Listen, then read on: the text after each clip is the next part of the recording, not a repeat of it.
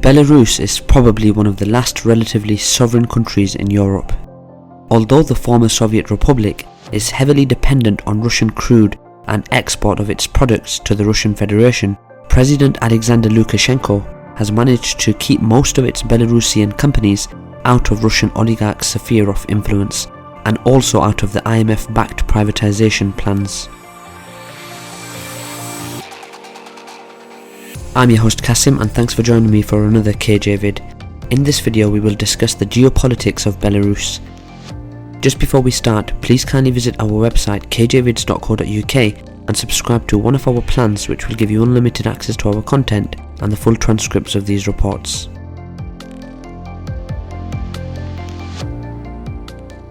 Minsk is keen on keeping as much of its sovereignty as possible, while the Kremlin on the other hand plans to charge Belarus higher prices for Russian oil and gas, and possibly buy some of Belarusian's more successful companies.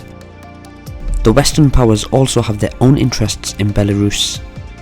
Most of all, they would prefer to see President Lukashenko ousted, but if that's not possible, they wouldn't mind the Belarusian strongman staying in power, but only if he breaks ties with Russia and comes into the fold with the West.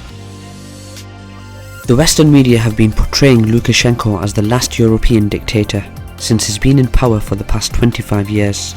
On the other hand, Montenegro's Milo Djukanovic has been running the small Balkans country, be it as a president or as a prime minister, for almost 30 years. Still, Montenegro joined NATO in 2017 and is negotiating the EU membership. Belarus, contrarily, has been one of Russia's most reliable allies, but at the same time, Minsk has been trying to flirt with the West for decades. Belarus never recognized Russian annexation of Crimea in the spring of 2014. It condemned Russian actions in the Donbass and even sold weapons to Ukraine that fights Russian-backed rebels. Also, the Donbass peace talks are being held in the Belarusian capital since September 2014. Lukashenko has openly admitted on several occasions that his ideal is to follow the politics of the late Yugoslavian dictator Josip Broz Tito, who successfully managed to balance between the East and the West during the Cold War. The ideal case scenario is a balance between Eastern and Western directions of the Belarusian foreign policy, Lukashenko said. Such a balance will be possible only when the EU market turns into a real alternative to the Russian market for us, not only on paper but in reality.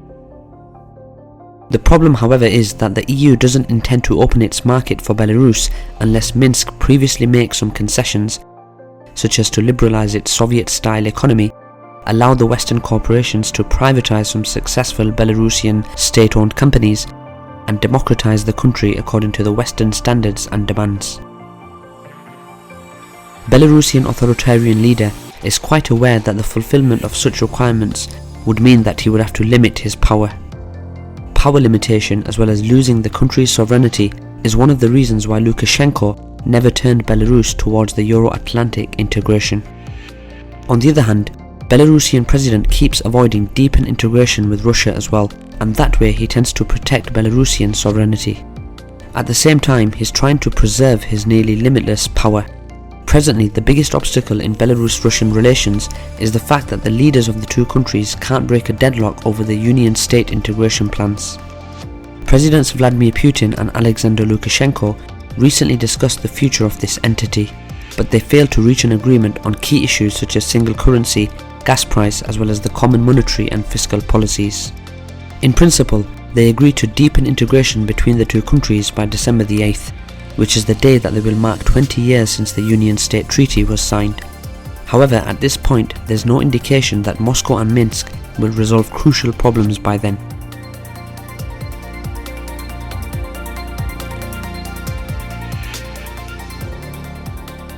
Russia insists on a firm alliance between the two countries, although in June this year, Putin stressed that unification is not on the agenda.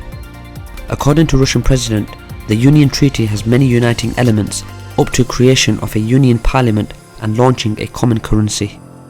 There's no doubt that the Kremlin would be interested in the introduction of a common currency, which would be printed in Moscow, be it a Russian ruble or a common ruble.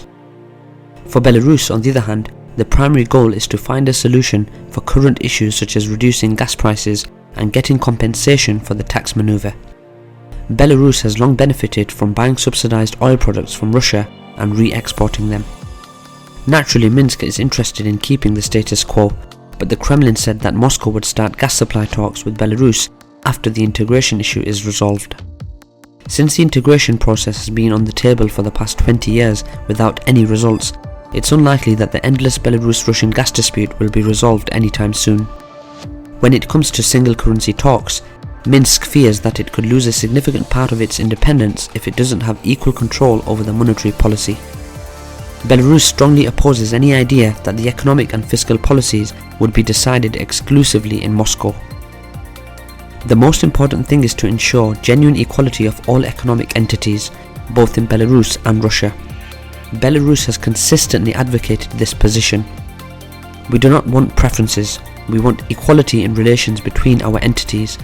If it manifests itself in practice, then the union will become a reality, recently said Igor Marazaliuk, chairman of the Belarusian Education, Culture and Science Commission of the House of Representatives.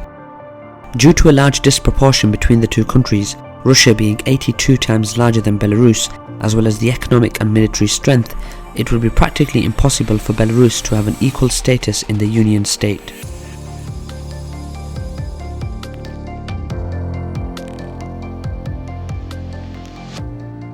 The idea of the Union state of Russia has been discussed since the 90s, and Lukashenko himself proposed it to the former Russian president Boris Yeltsin.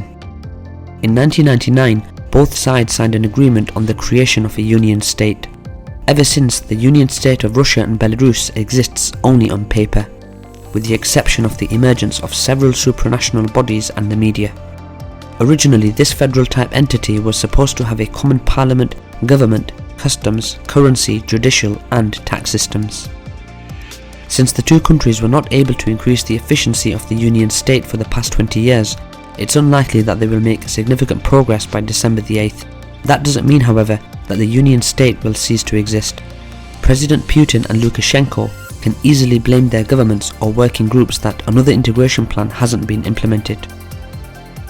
As long as Alexander Lukashenko is in power, Belarus will keep balancing between Russia and the West, but it will likely stay in the Russian sphere of influence.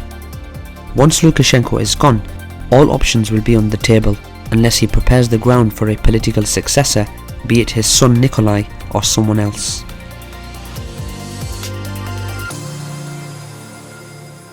That's all for today guys, thanks for watching another KJ vid. We hope you enjoyed the video and would love to hear your comments below, especially if you are from Russia or Belarus. Please don't forget to subscribe to our website kjvids.co.uk or join our membership plan on YouTube. Thanks for watching again and see you next time.